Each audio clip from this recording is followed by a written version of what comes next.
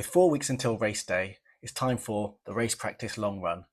This is where I'll try and make everything as similar to race day as possible, all the things I can control. I'll show you how I plan the run and how I execute it to make sure that I'm ready come race day. Hope you enjoy.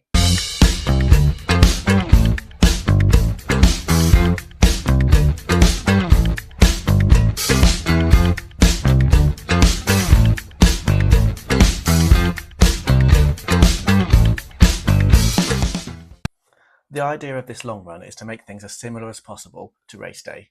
Now, you're not going to get everything exactly right. You're not going to know exactly what the weather's going to be like, but at the same time, you can make sure that you can get the controllables right. So in terms of breakfast that you're going to eat, the timings, all those kind of things, the nutrition you're going to carry with you, the course you actually do, make that similar, wear all the clothes, wear all the equipment that you're going to wear, try it out, practice the taking on water as well. So there's lots of things that go into this to make sure that you are making it as similar as possible to the race, so you're confident come race day. And also you've got to make sure you do a bit of distance as well. So here you're joining me at the start of the run. I've done my warm-up, I've done my activations, and I'm just settling into it. The plan is 32 kilometres today, so that's just around 20-mile mark. I'm doing a blocker zone 2, some marathon effort work, and then back to blocker zone 2 within a fast finish at the end. Now, Newport Marathon is very flat with only just over 100 meters of elevation throughout the whole marathon. So I need to find somewhere close to me that has that kind of profile. Unfortunately, although I've got some beautiful running routes around me, they've all got hills on them. And that's just not a good thing to do if you're practicing for a flat marathon and you're trying to do a race simulation. So I've got a lapped route that I do that enables me to come back to base to pick up water and that kind of thing. That is similar to race day, but it's not exactly the same because it is a bit twisty and turny and there are some slight ups and downs. But at the same time, for the Brecon area, it's about as good as it's going to get for me. Now, I'm going to level with you here. I wasn't 100% sure what I was going to do when I went out of the door. I had a rough idea, but I also had a little bit of tightness in my calves, so I didn't want to potentially push it too far and injure myself. But at the same time, I wanted to get a good run in. So what I did was I decided rather than hitting actual paces, that's why I went for the zones. So I did 10K in zone 2. I did 16 or just under 16 in zone 3, so just around marathon pace or marathon effort as it were. And then I went back down to zone 2, another 5K at zone 2 at the end. One of the things I've learned over the 3 years I've been training for marathons is that just don't push yourself too hard unnecessarily before the race. You want to be as fit as possible going into the race. So doing a hero workout a month before that you never recover from is a terrible idea. I've fallen victim to it in both my previous marathons where I've ended up going into the marathon with a slight niggle just because I've really pushed it, gone too far and too hard, and basically left my marathon in training. So it's just about being sensible, getting the effort right, and getting what you need from the training. So as I said, this is your chance to practice for race day. So get all of your stuff ready. So I'll get my stuff ready the night before, make sure it's all washed and clean, and you've got it ready. Get it laid out, so you know you're ready to go. So for me, it's obviously the cap. That's something I don't normally run in, but because I'm going to be wearing a camera, I've got to start getting used to running the cap. It's been all right so far. The only thing I'm not using is the vest, because I'll run in my club vest, but I don't think it's not great to be running around town in a club vest. I know I don't get any soreness or anything, any rubbing anywhere. I've run in it lots of times, so that's not really a big problem. Obviously, the shorts that you wear with the pockets, they're really important.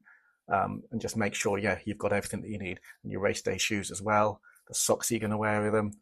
Just do everything that you're going to do for race day. My race starts at 9:30, so it's important to do your run at that time. It's just important that your body knows to be able to run at that time of the day, especially if you're running around work and that kind of thing. You might run in the evenings, you might run really early in the mornings. It's important to know what your body's going to feel like actually at that time. So as I said, I went out at 9 a.m. on this morning, or around 9 a.m. Because of that, I always want to make sure I eat at least 3 hours before. So that means getting up early and having breakfast at 6 and a couple of coffees and that kind of thing, just so that I'm simulating race day. I did try something slightly new today, as I used a carb drink also before the run as well to try and top me up on those carbs.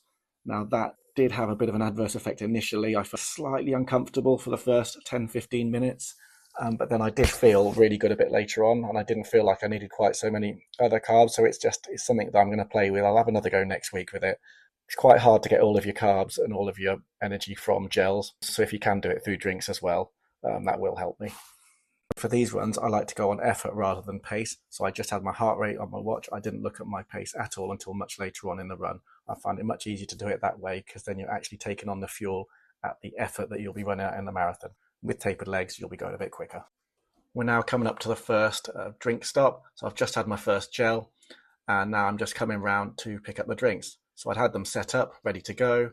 And the idea is just to pick one up. So we pick it up offside, get it open, have a couple of sips as I'm running, and then I do a lap, and then I just throw it back in my bin, or technically the floor that then becomes the bin once I get back and put them away.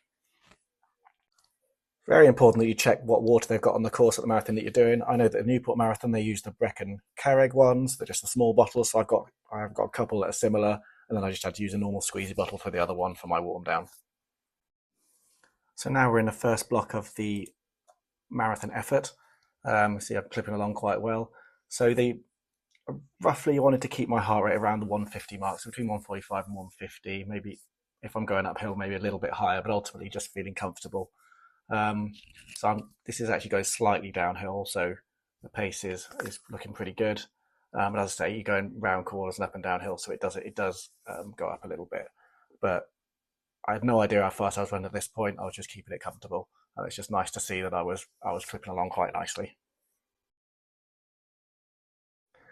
This is where you just want to lock into your effort, get those legs turning over, and give yourself a bit of confidence that you're able to run at that effort for a long period of time after a bit of a warm up as well. So you've done 10k warm up, and then this is where the work really starts.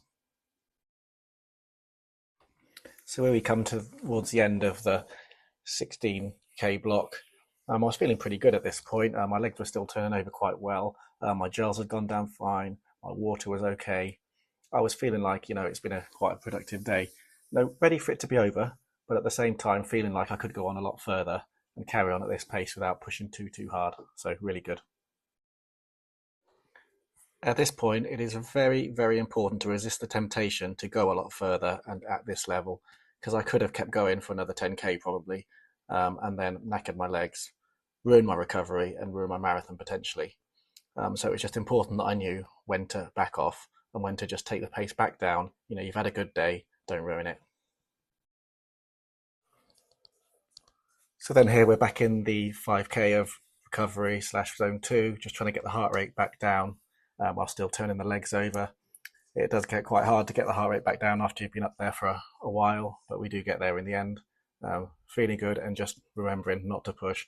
You've done the work, now just keep going, and you're just finishing the mileage off. And there is still always that tendency to just get it over with, speed up, just go a little bit faster than you should be going just to get it done. But it's just good to have the discipline, know you've done the work, and just respect your body and yourself. Having said all that, and having been so disciplined for the whole run, I did decide to do a fast last kilometre just to see how fast I could get my legs turning over reasonably with a reasonably hard effort. So this is how it went. I'll leave the sound on so you can hear my death rattles.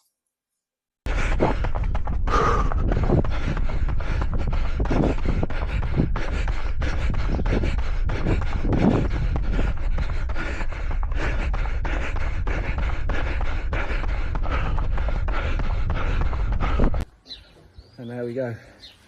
That's that finished. That's a tough last K. Not sure what time I did it in, but went as fast as I could. Well, ish, with a bit of a sprint at the end. Didn't feel too bad, but yes, that's long run done. Another one in the bank. There we go then. Another long run in the bank. Happy with that. A couple of things maybe to practice on around the fueling, but apart from that, a really, really positive day. I hope you enjoyed it, and I'll see you next time.